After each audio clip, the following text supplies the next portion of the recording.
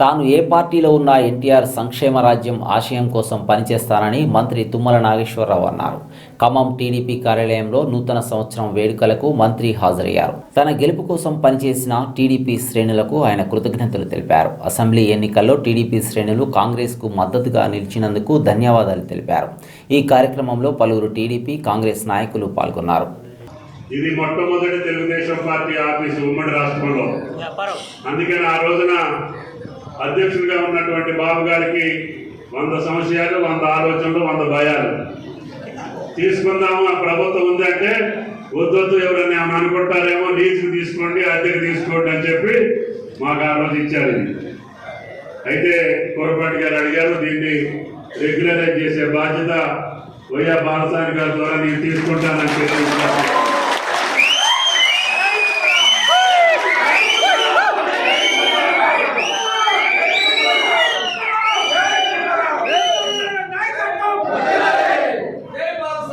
కాకపోతే నేను ఇప్పుడు దాకా కట్టాల్సిన లీజు రెంట్ కట్టాల్సి వస్తుంది.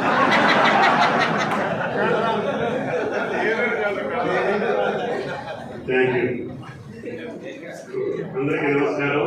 మీరు మొన్న తెలంగాణ రాష్ట్ర ఎన్నికల్లో తెలుగుదేశం పార్టీ కార్యకర్తలు ఎంత ఉత్సాహంగా, నేను చాలా నియోజకవర్గాల్లో పర్యటించినప్పుడు కూడా మన వాళ్ళే ముందుండి తెలంగాణ ఎన్నికలను నడిపించారంటే ఆశ్చర్యం కాదు.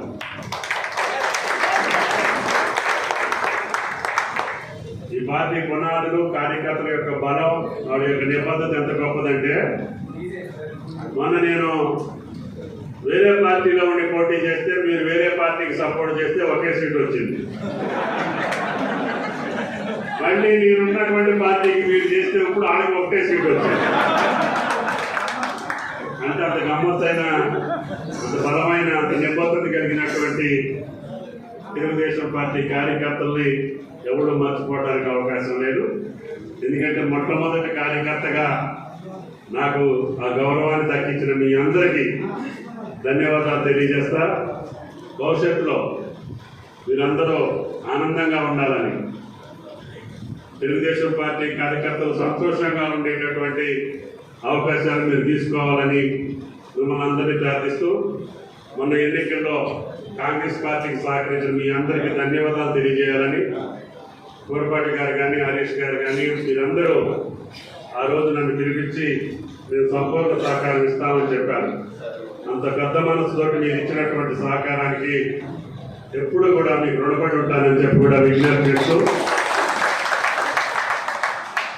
ఎప్పుడు మీరు నా తమ్ముళ్ళే కాబట్టి ఎప్పుడు ఎక్కడ ఏ అవసరం ఉన్నా ప్రజల కోసం, ప్రాంతం కోసం ఏ అవసరం ఉన్నా మీ మాట నేను తీసుకుంటానని చెప్పి కూడా ఈ సందర్భంగా మీ అందరికీ మరొకసారి ధన్యవాదాలు తెలియజేస్తా. మీ అందరికీ నూతన సంవత్సరం